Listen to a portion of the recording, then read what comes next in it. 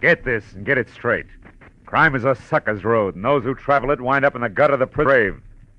This time it was a fishy horseplay from a red-headed beauty past a black-bearded sailor to a neck-and-neck finish over a wandering seahorse worth $50,000. And I was the jockey. It happened like this. From the pen of Raymond Chandler, outstanding author of crime fiction, comes his most famous character in The Adventures of Philip Marlowe.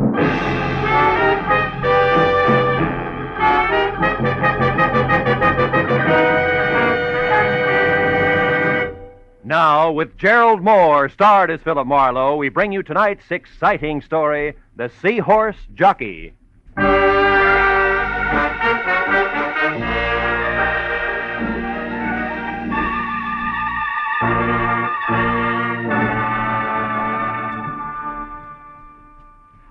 You know, Mr. Marlowe, when you came in today, I said to myself, it's a funny thing. You've been getting your haircuts here now for 6-7 years. But I never found out how you vote. Republican or Democrat? Well, I like to think that's my business. And another thing. Never did you tell me if you're for the Marshall Plan or against the Marshall Plan. Well, the Marshall Plan And for the California's governor next fall? Well, there's no doubt in my mind. And the income tax. Sit back, please. Yeah. Now, the income tax is fair or it's not fair? Well, eminently. Now, how come all this stuff? I don't know. What is your opinion? I can't imagine. Of course, my opinion. I tell people. I say political party is a matter of getting to. Oh, excuse me. Saved by the bell. Hello, Alvin's barbershop. Alvin speaking. Who? Mr. Marlowe? Yes, he's right here. Hold on, please. It's for you, Mr. Marlowe. Always interruption, ain't it? You're so right. For 60, well, never mind. Hello? Mr. Marlowe, this is Mrs. Lola Demarest speaking. Oh? Thank goodness I've finally located you. Now, you're to come out to my place at once. Pacific Palisades, 1312 Old Tower Road, and your plane leaves in 2 hours. Now, wait a minute. What plane, Mrs. Demarest? Why? What's this all about? The Sea Horse. I'm going to sell it, Mr. Marlowe. My mind's made up. The Sea Witch? A Sea Horse, Mr. Marlowe. It's a brooch 6 inches high and set with precious stones, which a San Francisco dealer is anxious to pay $5,000 for. Well, look, Mrs. Demarest, The dealer's flying to New York tomorrow, Mr. Marlowe, and also my doctors say I'm living by sheer willpower alone. Hence, my decisions must be made quickly. Now, the terms of the deal are cash, so please be sure that you're armed. And the money will be returned here to my stepdaughter, Jillian Demarest, unfortunately. Oh, you don't approve, huh? No. However, I'll abide by my late husband's wishes. Jillian is to be provided for. Now, no more questions, sir. Just hurry. You'll be paid handsomely, and when you get here, Mr. Marlowe, use the back porch. I'll be in my bedroom. The other doors are locked. You're alone, Mrs. Demarest? No servants? I'm merely sick, Mr. Marlowe, not dead. And since I've just fired Elmer Paris, who was called a lawyer, but it was actually more of a baboon, we'll be able to talk. Now, hurry, Mr. Marlowe. Please be punctual. My new lawyer is due here at 4:30. I'll finish up and be ready for you at exactly 5. Is that clear? I've got one question. Were you ever a barber? Goodbye, sir. Well, Alvin, it looks like we'll have to skip that shave. Oh, that's too bad, Mr. Marlowe. Like I said, I'm anxious to get your opinions. Opinions are important, huh? Important, you know. Oh, sure, Al. Sure. Yeah, I mean, the way I look at it, Mr. Marlowe. Alvin! Yes, Mr. Marlowe? Wipe the lather off. Your chin, not mine.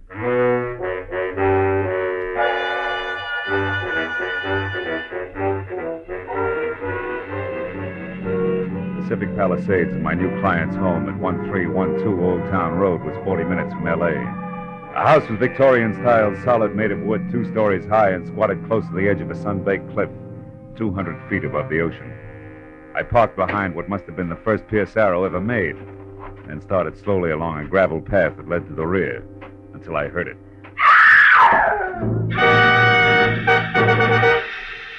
Inside, I found an old woman whom I figured to be my client, leaning against the half-open kitchen door, sobbing and clenching at the gingham apron she wore like it would keep her from screaming again. Mrs. Demarest, get hold of yourself. What happened?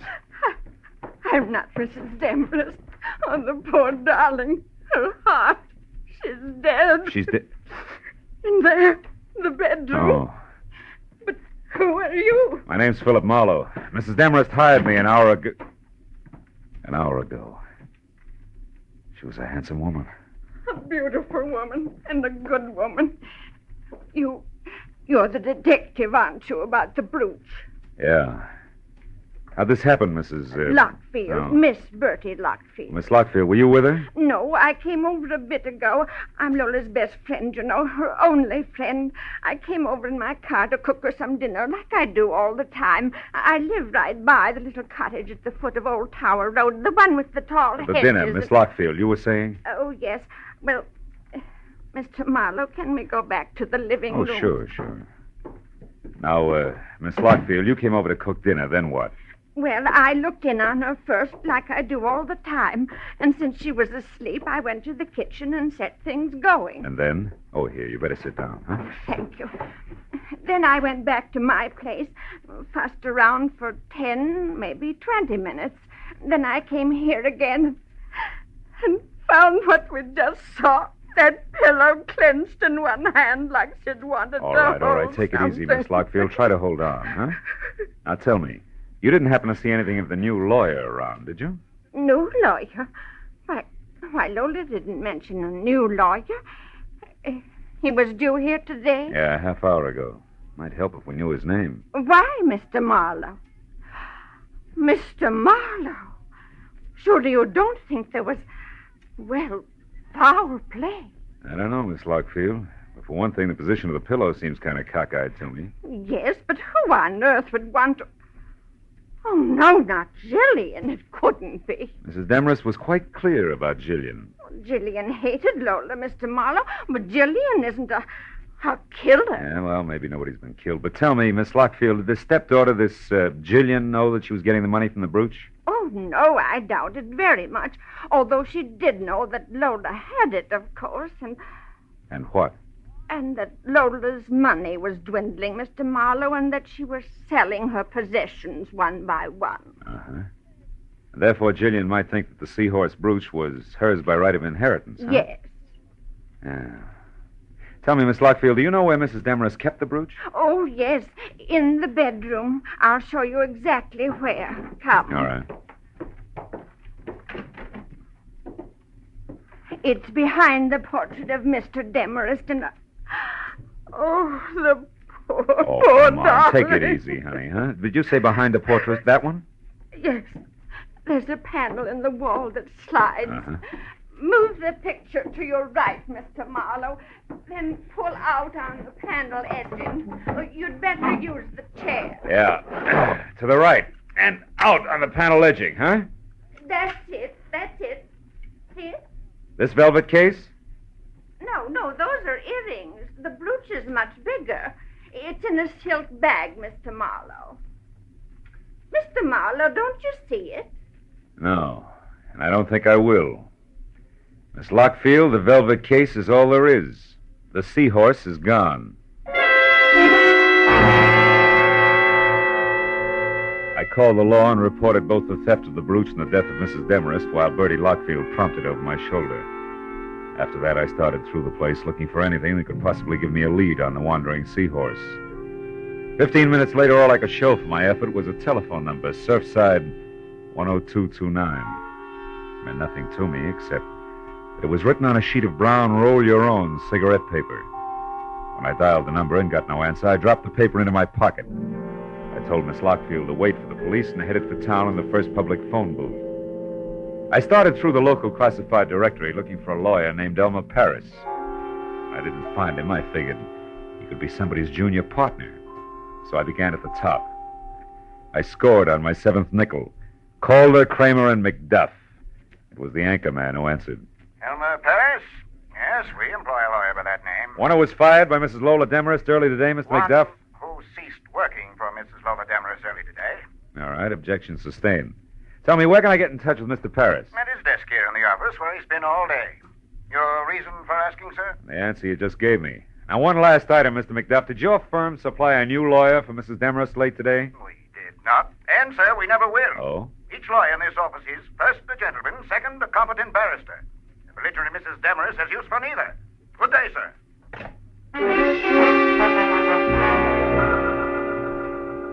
With that, I checked Elmer Paris off my list and went back to the phone book. Jillian Demarest, my late client's stepdaughter, was listed at number 111 Los Amigos Terrace, which a map on the back of the book showed to be just off Sunset Boulevard in Hollywood. Come in. The girl herself, replete with old-fashioned, the only thing that was red-headed, maybe 30, and meat and potato curves in either direction. From a waistline that was strictly rye crisp over lettuce leaves. Sit down. What's your problem? Well, I got some bad news, Miss Demarest. Don't tell me. It's my income tax. I've been caught lying. It's your stepmother. She's dead, Jill. Oh. That's too bad. Well, try not to go to pieces, kid, huh? Look, I didn't particularly like Lola Demarest. She didn't particularly like me. So, why make a thing of it? Because the Sea Horse brooch has been stolen. You're kidding. Don't try brushing that off, because it was supposed to be sold today with the proceeds to go to you. You're a liar. Private detective. Hired Jill to fly the brooch to a San Francisco dealer, and I found out it's really worth $50,000. A lot of dough you didn't expect. Okay, Mr. Private Detective. At last crack. It means exactly what? That you could have taken the brooch yourself. Try me again. Surfside, 10229. Stop pushing and start listening. If Lola intended to sell the brooch and give me the money, it was for one reason only. My father wanted it that way. So? So do I. And now that you're without a client, maybe you'll work for me. I doubt it. I write and get paid well. 5,000 words a month for a pulp magazine. Torrid stories. It figures. Pays off nicely. Be worth your while. Do you want to help me?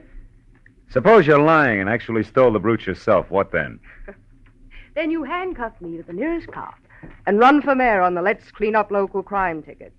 Now, is it a deal for, say, 1% of the 50,000 if I get it? 0 if I don't. 500 of fun, huh? Mm-hmm. Okay, Jill, it's a deal. Good. And for a starter, do you happen to know who Mrs. Demarest's new lawyer was? New lawyer? I didn't know the old one had been fired. I didn't say he had. Could have quit, you know. Nobody ever quit working for Lola Demarest. It wasn't her nature. No? Now, will you please stop barking at me and go out and bite the guy with the brooch? You look like you could do a good job of it. For $500. Yeah. But just think of the opposition, Jill. It's snapping at 50 grand.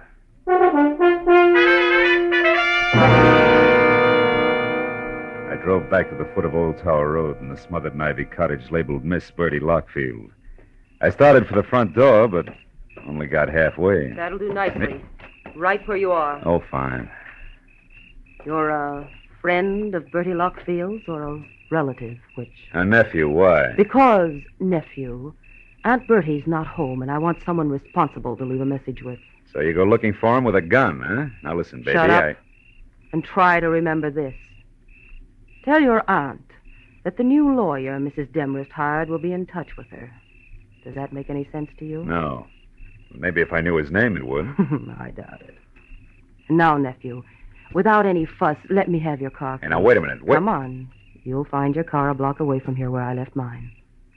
Give? No. Happy motoring. Thank you, nephew. And don't forget the message. She backed away, got into my car, and started it without once taking her dead, fish-cold gray eyes off me. When she jerked away from the curb, it was too late for me to do anything but swear and start walking to my car. It was where she said it would be, so I got in and sulked as far as the first public telephone. It was time to try Surfside 10229 again.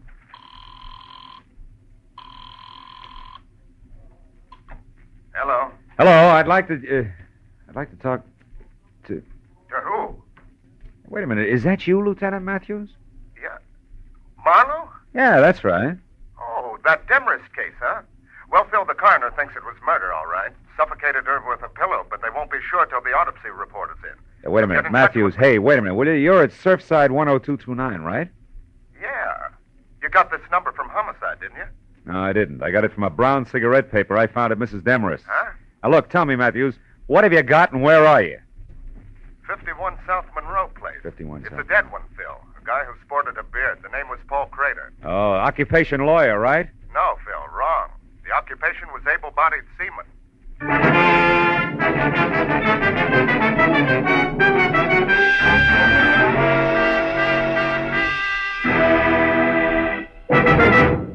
In just a moment, the second act of Philip Marlowe. But first, Dr. Christian's latest patient comes up with a new problem for the kindly small-town physician this Wednesday, and it's the case of a man who's about to be evicted from the place to which he's come home to die.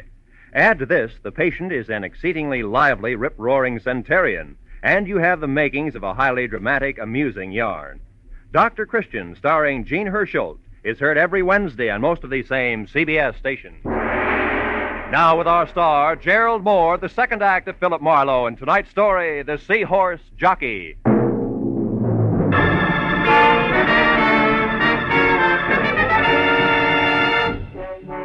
I was 30 minutes getting out to the address Matthews had given me. The neighborhood around Surfside looked like it had been pushed together from scraps that had washed in from the sea. And number 51 Monroe Place was no improvement. It was a corroded little frame house surrounded by a picket fence, most of its front teeth missing. I parked in the red glare from the squad car's spotlight, and as I walked past the sagging gate, I could hear Matthews inside. Oh, hello, Marlowe. Come on in. But don't fall over the late Mr. Paul Crater there. Oh, that's him, huh? Doesn't look much like a sailor to me, Matthews, in spite of his whiskers. What do you expect, bell-bottom trousers? All right. Those guys wear suits when they're ashore like anyone else. He was shot twice, Phil. Once in the stomach, once in the chest. Dropped right here in front of the door, huh? Yeah. The way it looked, somebody came up and knocked, and when Crater opened the door, they let him have it. Got a line on him? Well, he was a nice, quiet guy, apparently. Lived here with his sister, Helen. As far as we know, they got along fine. We're still trying to locate her. He worked around here someplace, but we don't know where yet. But what about that Demarest business? Oh, that. Well, Oh, wait a minute. Oh, okay. Matthews. Yeah, Mooney. I see. Jug Nolan. As in J-U-G? Yeah. Uh-huh. He is? No, you come on back. I'll check him later, personally. Well, Phil, that answers one question anyway. Crater here worked out of a boatyard on Front Street. What was that Nolan, J-U-G, about? Jug Nolan. He's the bird who runs the shipyard. Oh. Mooney says he's a genuine old sea dog from roll your owns to Wait a minute. Did you say roll your own? Yeah. Matthews, how about letting me talk to this Nolan before you and the boys move in? Why? I'd like to check the color of his cigarette papers, and I'll let you know. Well, okay, Marlowe. Only keep your chin in. Maybe Nolan doesn't know anything about what happened to Crater here. Unless he pulled the trigger, huh? I drove through the thick smell of seaweed and dead fish that was Front Street for 10 blocks before I found a battered sign that read Nolan's, dangled over the door to a shanty of an office behind which a tangle of crooked masts stuck up like jackstraws out of a jam of crusty hulks. I pulled into the curb across the street from the place and started to get out. The office door opened, and a man who looked something left over from Moby Dick stepped out, headed across in my direction. As he passed in front of my car, I got a good look at the butt of the homemade cigarette. Drooping over a jaw as heavy as the end of an anchor. It was rolled with brown paper. Odds on it had to be Jug Nolan. When he swung on down the street and finally went into a bar, I followed. Hey, sweet. Do it again, huh? Be right with you, Jug. Snap to it. I gotta get... Well, what do you make of it, mate? Something biting you? Not exactly, Jug. I was just wondering how well you're acquainted with Lola Demarest. Demarest? Yeah. Well enough to know she's got vinegar in her veins instead of blood. Why? The old crackpot something to you? No, not now. She was my client earlier tonight. I'm a private detective. Name's Marlowe. Now, keep it. You were up to see her today. I'd like to know why. Go ask her. That's a little tough now. She's dead. Yeah? Well, better late than never, mate. Miss her, do you? I can stand the strain. What was your business with her? Boats. Sure it wasn't seahorses? Don't talk bills to me, mate. I said boats. 2 rusty, rotten scows covered with barnacles enough to sink 'em in another week. But to hear that old gal talk, you think each one was the Queen Mary. Hey, Swede! Yeah? Pour me that drink. Okay, Jug. Here, what's yours, mister? Scotch, Johnny Walker. Take them both out of this. No, you don't.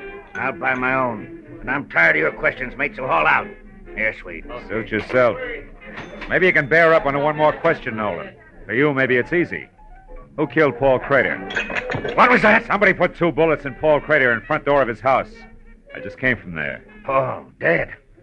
If you're lying to me, mate, I'll tear you in two. Get your hands off, Jug. Why would I lie? The cops know who did it. Not yet, but they will. I'll find out about this and in a hurry. Slow down, Nolan. There's no rush. Brady's going to be dead a long time. I want to ask you. Get out of my way. Now, look, Nolan, I said I wanted to.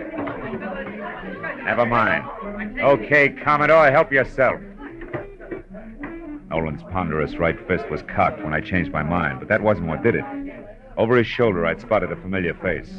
Detective Lieutenant Matthews leaning at the end of the bar and studying his thumbnail intently. As Jug stamped past him and out the door, Matthews jerked the intriguing thumb at a thin, sandy man working a pinball machine, who suddenly lost all interest in the game and left abruptly. And Matthews sidled down the bar toward me. Sorry to step on your heels there, Bill, but we found out that Nolan has 2 judgments against him for assault. Got a very dangerous temper, it seems. Well, you saved me a split lip. Did you hear all of it? Enough to convince me that Jug Nolan didn't do it, but we'll tag him just to play safe. Oh. Chances are he's heading for Crater's house now, which should just give me a good chance to go to his place and look around. Uh-huh. I'll see you, Marlowe. Yeah, so long, Matthew. Something else for you, mister? No, thanks, Swede. Unless you can tell me why so many surfside sailors grow Van Dykes. Ha, I wondered myself. Maybe it's to hide those dirty collars. I don't know. Hey, thanks, Sweet. Couldn't stand the city gas. Hey, here's one with a beaver now, mister. Why don't you ask him? Oh, it's not that important. Come on, let's go, Sweet. Set me up some rye whiskey. Okay, all right. Say, Dusek, this fella here wants to know why you sailors grow those chin whiskers. Yeah?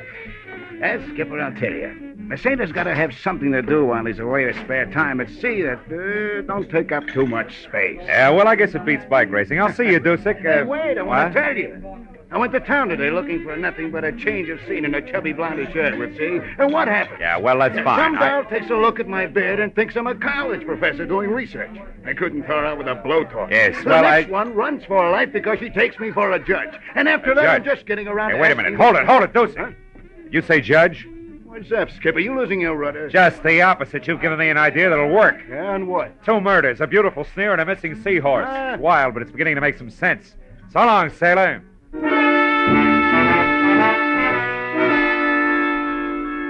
I checked Nolan's boatyard first, but his office shack was dark. So I drove hard back to 51 Monroe Place in the hope that Matthews had been right about Jug's destination. When I ground to a stop, I once again gave thanks for smart cops. Jug Nolan was there, all the fight gone out of him as he stared without seeing it at the blood spot on the floor where Paul Crater had died. I asked him one simple question. The answer he grunted in 3 words without so much as looking up. But it made everything fit. And as I got to the phone, I knew that whatever else he was, the old sea dog was no liar.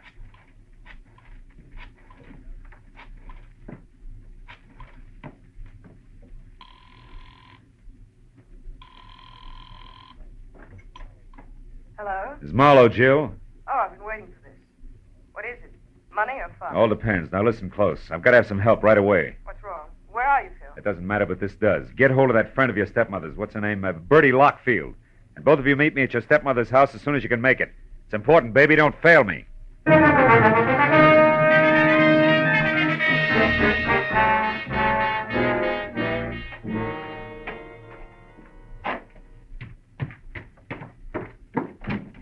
Marlowe, what took you so long? Well, yes, I understand you wanted our help in a big hurry. We rushed madly over I'm here. sorry it took longer to get here than I figured. What do you want us to do, Phil? Catch a thief and a killer?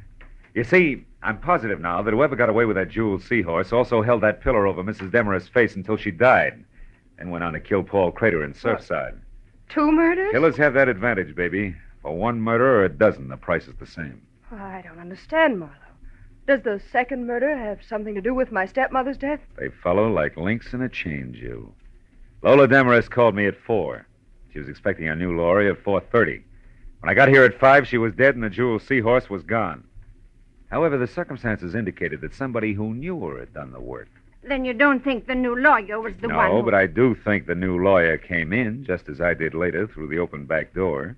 Stood right over there and overheard the entire business. Can you prove all this, Marlowe? Not yet. But if you found that new lawyer, you could. Right. That new lawyer's going to turn up soon, and when she does, we'll have something She? more. Yeah, she, Bertie. Lola Demarest's new lawyer is a woman. A woman? The distinguished man in suit and Van Dyke that you shot and killed in Surfside was the lady lawyer's brother, a seaman. You mean Bertie here? Yeah, Jill. The new lawyer who witnessed the whole thing decided to move in on it. Right, Bertie? But it was blackmail. I got a note in my mailbox from a lawyer named Crater accusing me and demanding money. And since you were already in so deep, you figured another murder wouldn't matter. You got the lawyer's Surfside address some way and went there. And that's where you stumbled, Bertie, over a suit of clothes and a beard. Bertie. You were Lola's best friend. You'll never understand, you fool. So don't try. Hey! Don't you try either, Marlowe. Make a move for your gun and I'll put a bullet in her back. Lola Demarest's best friend. I despised and hated her. For years I worked and slaved for that woman, pampering her, putting up with her sickness and her temper and her high-handed ways. She owed me plenty for those years. When it came time to pay, the money went to you, you cheap little snip. You'd done nothing for her. You were getting everything. Stand still, Marlowe. I came prepared, remember? So did I, Mrs. Lockfield. Helen Crater. Better drop it, Bertie. You're in the middle. Listen, we can still do business like you said in the note. Not now, sister. You forget 3 things. First, you tried to kill me. Second, you did kill my brother. Helen, you don't know what you're doing. And third, the female of the species is always deadlier than the male.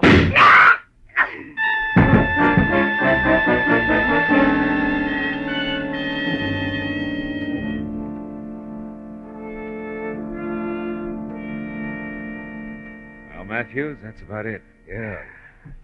What do you think will happen to Helen Crater? Well, that's one I don't have to figure out. Well, she's a lawyer, you know. Say, Maybe by the she way, could- Phil, Huh? how did you find out she was the lawyer? Oh, that. Well, you see, the fact that the new lawyer was nowhere around bothered me. Uh-huh. And when I was in that bar in Surfside, one sailor with a beard told me he'd been mistaken for a judge. So I figured maybe another sailor, also with a beard, could have been mistaken for a lawyer. And you worked back from that. Yeah, Paul Crater's sister, Helen. I finally asked Nolan what Helen Crater did for a living. He told me. You see, he was the guy who had recommended Helen in the first place. He'd come to see Lola about the boats and found out that she needed a lawyer, right? That's right. So he tossed some business to Paul Crater's sister. That's how the phone number came on brown cigarette paper. You know, I found it on the sun porch. Well, that's it. Yeah. Well, you gonna get some coffee? No, thanks, Matthews.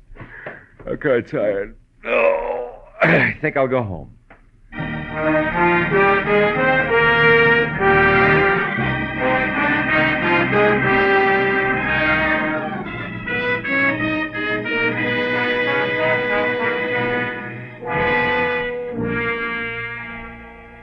It was almost 3 in the morning. A silent, sterile hour at the short end of a long, long night. Everything that happened had been because of a jeweled seahorse, an ugly little replica of an ugly little fish.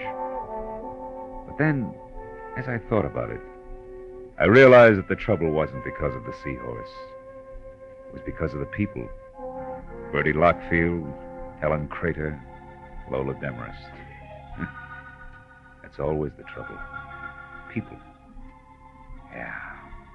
To coin a cliche, it takes all kinds of people to louse up the world.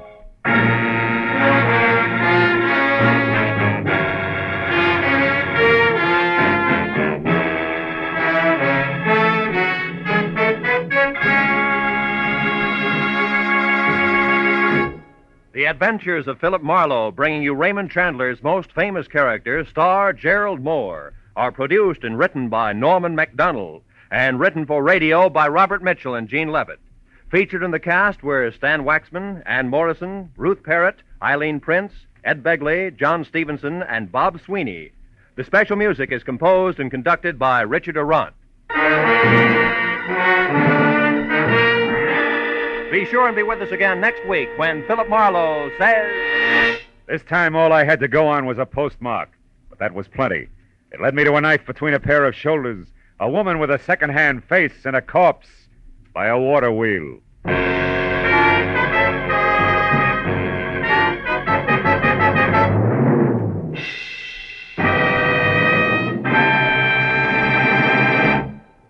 There'll be some grand singing on CBS this Wednesday night.